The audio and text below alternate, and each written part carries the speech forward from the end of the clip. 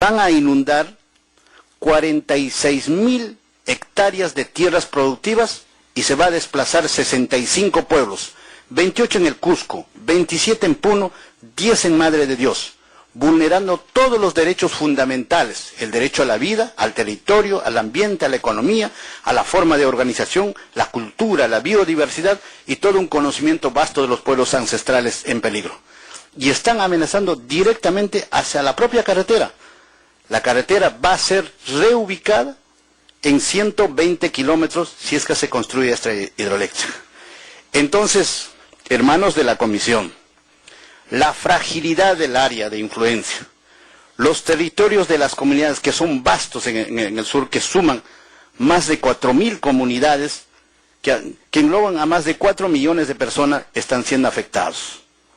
Entonces, queremos llamar, en el Perú hace poco se hizo noticia por la permanente violación de los derechos humanos hacia los pueblos indígenas, principalmente los hechos de Bagua, que dieron el enfrentamiento solo por no desarrollar las medidas adecuadas de la aplicación de los tratados internacionales, de la ley nacional, del derecho a la consulta y sobre todo el derecho a decidir como pueblos. Entonces, hermanos, nosotros queremos que se hagan las recomendaciones a los estados, principalmente al Estado peruano en este caso, y queremos decirle, nosotros los pueblos indígenas no estamos en contra del IRSA, el IRSA está en contra nuestra. Gracias. Muchísimas gracias por la presentación, bastante completa, pese a lo reducido del tiempo que tenemos para poder compartir esta información. Sin embargo, la Comisión ha recibido varios documentos que nos permitirán tener mayor información al respecto. Comisionado Felipe González. Muchas gracias. Les agradezco la información tan ilustrativa que le han proporcionado a la Comisión. Quisiera hacer algunas preguntas complementarias. Por una parte, en la presentación respecto de las obras de infraestructura entre Santa Cruz y Puerto Suárez, se señalaba que las consultas no habían sido bien hechas. Eso es lo que me pareció entender. Quisiera saber, entonces, efectivamente, ¿ha habido consultas y cuáles han sido los problemas que ustedes advierten en esa consulta?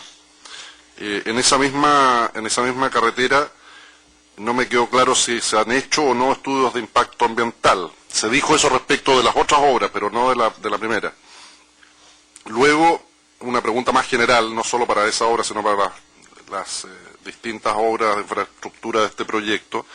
Los pueblos indígenas que se ven y se verían afectados, ¿tienen tituladas sus tierras en las áreas donde se desarrollaría el proyecto? Y en el caso del proyecto en la Amazonia brasilera, se dice que no se hicieron consultas públicas, y quisiera saber yo si se han hecho impugnaciones a nivel interno judicial al respecto, por esa carencia. Comisionado Florentín Meléndez. Gracias, Presidenta. No, yo quiero agradecer la información que nos han brindado los peticionarios en esta audiencia sobre este caso de impacto humano, impacto ambiental en una amplia región de Sudamérica, con estos proyectos hidroeléctricos de carreteras. Según nos han informado, suman 89 presas hidroeléctricas, según la información que usted nos dio, y carreteras que atraviesan largos territorios, incluyendo, por supuesto, los territorios indígenas. Yo tengo una pregunta puntual que quisiera que pudieran ampliar y otra más general. La primera,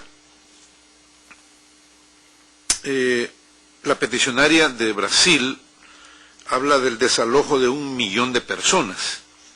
Yo quisiera preguntarle si este millón de personas fueron reubicadas, en qué condiciones fueron reubicadas, ¿me entiende el español?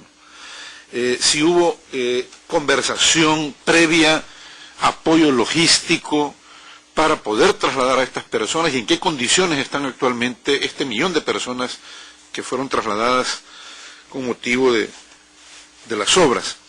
Y la otra pregunta, con una visión más estructural, más general, para todos los peticionarios. Yo he escuchado con claridad la posición de ustedes de que no están en contra de las obras de desarrollo, de que no están en contra del IRSA.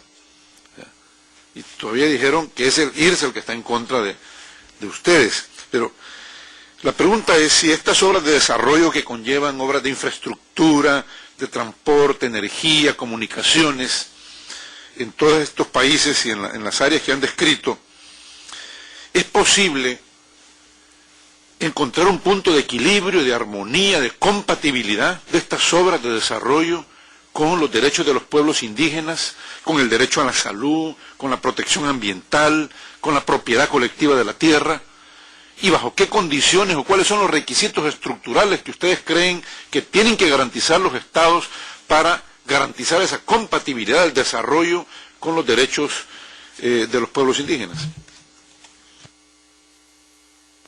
Gracias, comisionado Meléndez.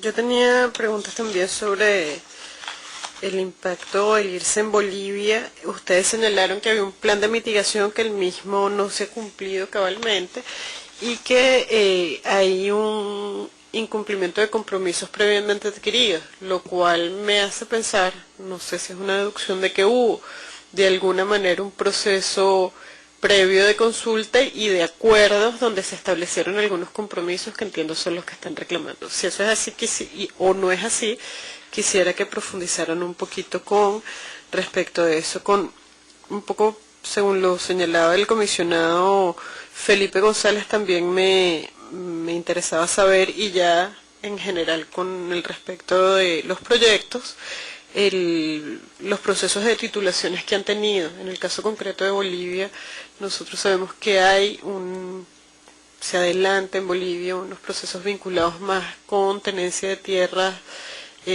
sobre todo estuvimos el año pasado en la zona del Alto Parapetí y pudimos ver que habían unos procesos de titulaciones que se avanzaban con respecto a la reforma agraria. Pero respecto a del pueblo chiquitano queríamos tener como más información con respecto a los territorios no titulados y si entrarían por vía de reforma agraria en esos procesos que se están dando en Bolivia. Igualmente, con respecto a los pueblos indígenas que están en aislamiento voluntario, quería saber si ha habido como algún tipo de participación de estos pueblos en aislamiento voluntario de los procesos de consulta, si los han habido, y si no es así, pues cómo se está trabajando con los pueblos en aislamiento voluntario. Entonces, con estas preguntas les daría la palabra a los representantes a los peticionarios. Tienen la palabra. Gracias. Primero, nosotros como comunidades o como pueblos indígenas, lo identificamos como una consulta compartida desde nuestras comunidades y no dirigida a personas o autoridades. Primer caso de que han cometido esas consultas dirigidas a personas, no así a nivel comunal. Referente a los hechos o impactos ambientales que han suscitado, la verdad es que nosotros los reflejamos con gran claridad. Estos daños y perjuicios que han sido en